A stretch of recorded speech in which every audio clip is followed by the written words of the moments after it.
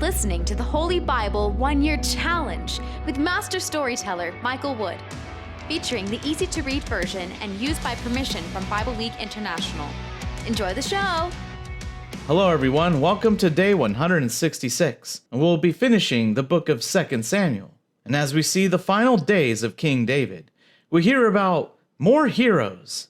Not just 1, 2, or 3, but 30 amazing heroes. For some of you out there, hey, that's 30 different comic books, novels, or movies you can write about these unsung heroes who kept the kingdom of Israel safe. But as we get to the very end of David's life, God is upset with him. That has something to do with the census that David insists on doing. Something about counting the people upsets God. There are different interpretations on this, but some scholars believe it is because Israel belonged to God.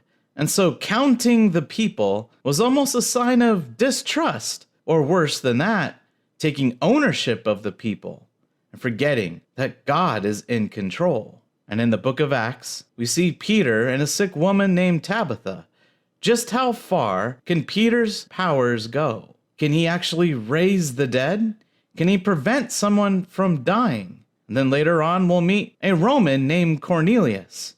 And unlike most Romans in the empire, Cornelius believes in the Lord. And then he'll get to meet Peter, and they will have an interesting conversation you won't want to miss. If you enjoy the show, visit me at patreon.com/storymaster. You'll find the link in the description box below. By contributing as little as $1 per month, you will enable me to continue this ministry, and you'll get cool rewards too. Together, we're going to get through the Bible in 1 year. Let's get started. 2 Samuel chapter 23, verses 8 to 39. The three heroes. These are the names of David's best warriors. Josheb-Basshebeth, the Tahkemonite, was captain of the king's special forces. He used his spear to kill 800 men at one time. Next, there was Eleazar, son of Dodai the Ahohite, who was there with David when he challenged the Philistines who had gathered for battle. The Israelites ran away, but Eleazar stood and fought the Philistines until his hand became so tired that he couldn't lift his sword. The Lord won a great victory that day. The people of Israel came back, but only to take things from the dead. Next, there was Shammah, son of Agi from Harar. When the Philistines gathered at Lehi to fight in a field of lentil plants, the Israelite troops ran away from them. But Shammah stood in the middle of the field and defended it. He defeated the Philistines. The Lord gave Israel a great victory that day. Once during harvest time, David was at the cave of Adullam, and 3 of the 30 heroes went down to meet him there. At the same time, the Philistine army was camped in the valley of Rephaim. David was in his fortress, and some of the Philistine soldiers had taken over Bethlehem. David was thirsty and said, "Oh, if only I could have some water from that well by the gate in Bethlehem." So the 3 heroes fought their way through the Philistine army and got some water from the well near the city gate in Bethlehem. They took it to David, but he refused to drink it. He poured it on the ground as an offering to the Lord. David said, "Lord, I cannot drink this water. It would be like drinking the blood of the men who risked their lives for me." So he did not drink it. The 3 heroes did many brave things like that. The commander over the 3 heroes was Abishai, the brother of Joab. Their mother was Zeruiah. Abishai once killed 300 enemy soldiers with his spear. This made him as famous as the 3 heroes. In fact, Abishai was given more honor than the 3 heroes. He became their commander, even though he was not one of them. Then there was Benaiah, son of Jehoiada from Kabzeel. He was the son of a powerful man. Benaiah did many brave things. He killed 2 of the best soldiers in Moab. One day, when it was snowing, Benaiah went down into a hole in the ground and killed a lion. Benaiah also killed a big Egyptian soldier. The Egyptian had a spear in his hand, and Benaiah only had a club. He grabbed the spear in the Egyptian's hand and took it away from him. Then Benaiah killed the Egyptian with his own spear. Benaiah, son of Jehoiada, did many more brave things like that. He was as famous as the 3 heroes. Benaiah was even more famous than the 30 heroes, but he was not one of the 3 heroes. David made Benaiah the leader of his bodyguards. The following men were among the 30 heroes: Asahel, the brother of Joab; Elhanan, son of Dodo from Bethlehem; Shammah the Harodite; Elika the Harodite; Helez the Paltite; Ira, son of Achish from Tekoa; Abiezer from Anathoth; Mebunai the Hushathite; Zalman the Ahohite; Maharai from Netophah; Heled, son of Bana from Netophah; Ithai, son of Ribe from Gibeah of Benjamin; Benaiah the Pirathonite; Hiddai from the brooks of Gash; Abi Albon the Arbathite; Asmaveth the Barhumite; Eliabah the Shalbonite; the sons of Jashin: Jonathan, son of Shammah from Harar; Ahiam, son of Sharar from Harar; Eliphelet, son of Ashabai the Machathite; Eliam, son of Ahithophel the Gilonite; Hezro the Carmelite; Parai the Arbite; Igal, son of Nathan of Zobah; Bani the Gadite; Zelek the Ammonite; Naharai from Beeroth, who carried the armor for Joab, son of Zeruiah; Ira the Ithrite; Garib the Ithrite; and Uriah the Hittite. There were 37 in all.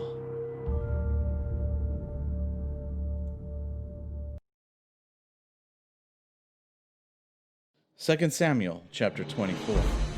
The Lord was angry with the Israelites again, and he caused David to do something that would bring them trouble. He told David, "Go and count the people of Israel and Judah." King David said to Joab, the commander of the army, "Go through all the tribes of Israel, from Dan to Beersheba, and count the troops. Then I will know how many there are." But Joab said to the king, "My lord and king, may the Lord your God give you 100 times as many people as you have now, and may you live to see this happen. But why do you want to know how many troops there are?" But King David refused to change his order. So Joab and the army officers left the king to go and count how many troops Israel had. After they crossed the Jordan River, they began counting at Aurora and at another town in the middle of the valley. They went through the territory of the Gadites. Then they went north to the town of Jazer. From Jazer they went through Gilead, all the way to Tatim Hodshi. Then they went to Dan Jan and around to Sidon. They went to the fortress of Tyre and to all the cities of the Hivites and of the Canaanites. Then they went south to Beersheba and the southern part of Judah. It took 9 months and 20 days for them to go through the whole country. Then they returned to Jerusalem. Joab gave the list of the troops to the king. There were 800,000 men in Israel who could use a sword, and there were 500,000 in Judah. David began to feel sorry that he had counted the troops, and he said to the Lord, "What I did was a terrible sin. It was a foolish thing to do.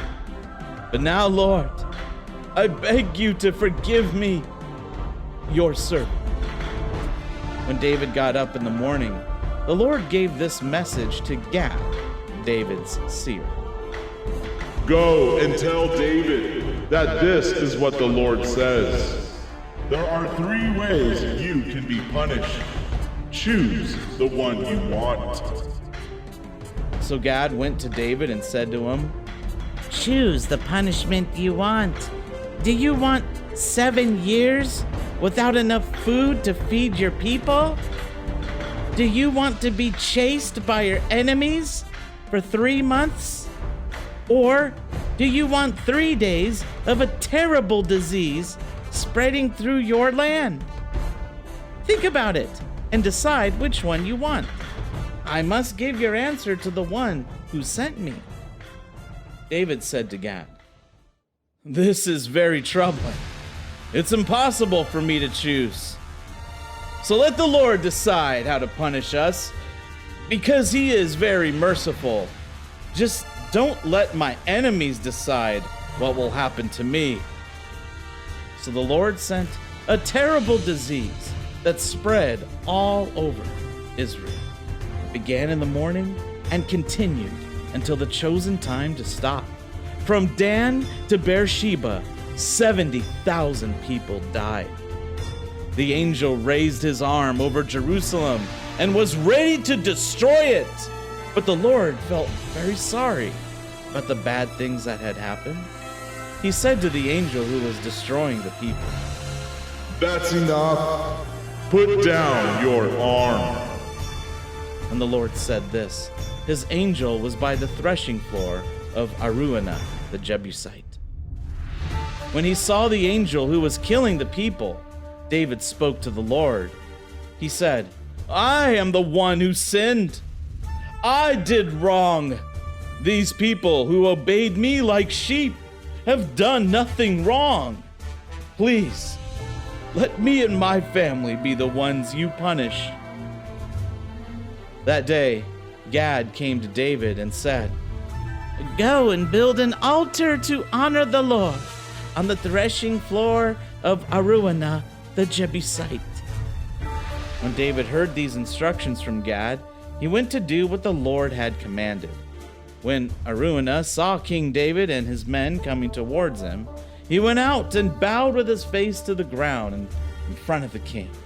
He said, "Why has my lord and king come to me?" David answered, "I came to buy the threshing floor from you, so that I can build an altar on it to honor the Lord. Then people will stop dying from this terrible disease." Araunah said to David, "My lord and king, you can take anything you want for a sacrifice. Here are some oxen for the burnt offering, and you can use the threshing boards and the yokes as wood for the fire. O king, I give it all to you."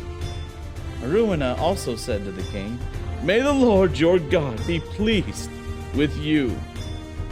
The king said to Araunah, "No, I will pay for everything. I will not offer burnt offerings to the Lord my God that cost me nothing." So David bought the threshing floor and the oxen for 50 pieces of silver. Then David built an altar to the Lord there and offered burnt offerings and fellowship offerings. The Lord answered his prayer for the country. He stopped the disease in Israel.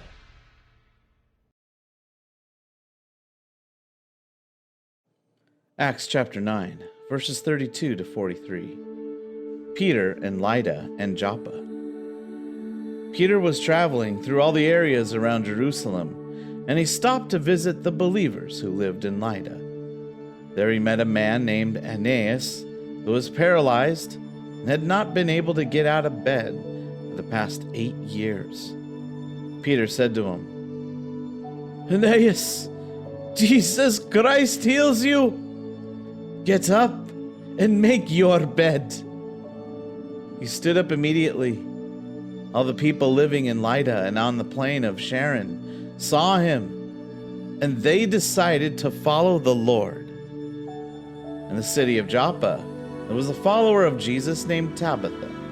Her Greek name, Dorcas, means a deer. She was always doing good things for people and giving money to those in need. While Peter was in Lydda, Tabitha became sick and died. They washed her body and put it in an upstairs room. The followers in Joppa heard that Peter was in Lydda, which was not far away. So they sent 2 men who begged him, "Hurry! Please come quickly!" Peter got ready and went with them. When he arrived, they took him to the upstairs room. All the widows stood around him. They were crying and showing him the coats and other clothes that Tabitha had made during her time with them. Peter sent all the people out of the room. He knelt down and prayed. Then he turned to Tabitha's body and said, "Tabitha, stand up." She opened her eyes. When she saw Peter, she sat up. He gave her his hand and helped her stand up. Then he called the believers and the widows into the room. He showed them Tabitha. She was alive. People everywhere in Joppa learned about this, and many believed in the Lord. Peter stayed in Joppa for many days at the home of a man named Simon, who was a leather worker.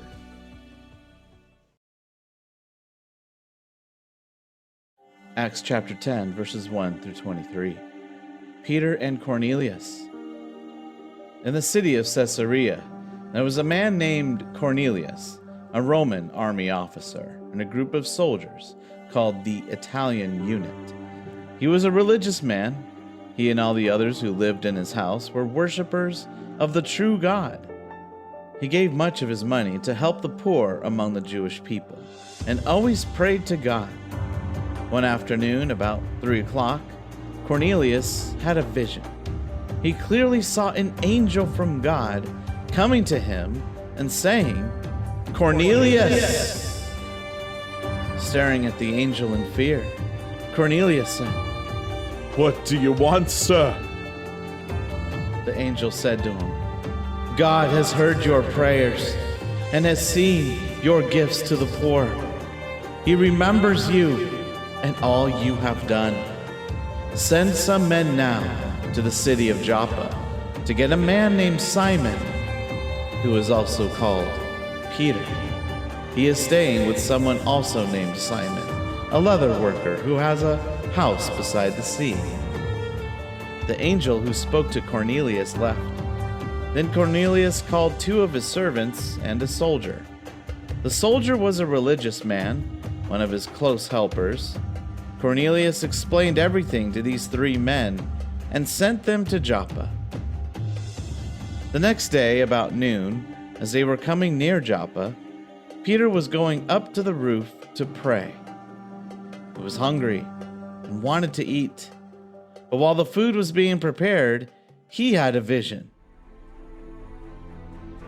He saw heaven open and something coming down through the opening. It looked like a big sheet being lowered to the ground by its 4 corners. In it were all kinds of animals, reptiles, and birds. Then a voice said to him, "Get up, Peter. Kill anything here and eat it." But Peter said, "I can't do that, Lord. I have never eaten anything that our law says is not pure or that is wrong to eat." But the voice said to him again, "God has made these things pure, so don't say they are not." This happened 3 times. Then the whole thing was taken back up into heaven. Peter wondered what the vision meant. The men Cornelius sent had found Simon's house. They were standing at the door. They asked, "Is Simon Peter staying here?" While Peter was still thinking about the vision, the Spirit said to him, "Listen, 3 men are looking for you. Get up and go downstairs. Go with these men without wondering if it's all right, because I sent them." So Peter went downstairs and said to them, "I think I'm the man you are looking for. Why did you come here?" The men said, "The holy angel told Cornelius to invite you to his house. He is an army officer. He is a good man who worships God, and all the Jewish people respect him. The angel told him to invite you to his house so that he can listen to what you have to say." Peter asked the men to come in and stay for the night. The next day, Peter got ready and went away with the 3 men. Some of the believers from Joppa went with him. Psalms chapter 74, verses 1 through 9. A maskil of Asaph. God, why have you turned away from us for so long? Why are you still angry with us, your own flock? Remember the people you bought so long ago? You saved us and we belong to you. And remember Mount Zion, the place where you live. Come walk through these ancient ruins. Come back to the holy place that the enemy destroyed. The enemy shouted their war cries in the temple and put up their flags there to show they had won the war. Their soldiers attacked the doors like workmen chopping down trees. Using axes and hatchets, they smashed the carved panels inside. They burned down your holy place. They dishonored the house that honored your name. They pulled it down to the ground. The enemy decided to crush us completely. They burned every holy place in the country. The prophets said these bad times will end soon, but we don't see the signs they said will show this. There are no true prophets anymore. No one knows how long these troubles will last.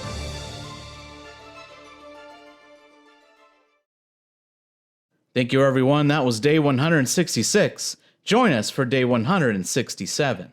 We will begin the book of 1 Kings, and I will give a brief introduction.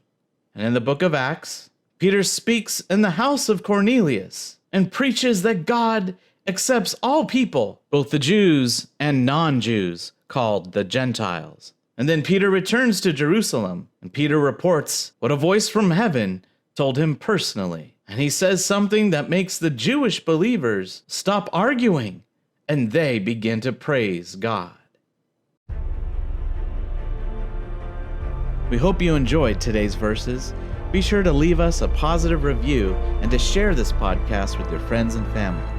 Please join us for the next episode as we experience the Bible in 1 year.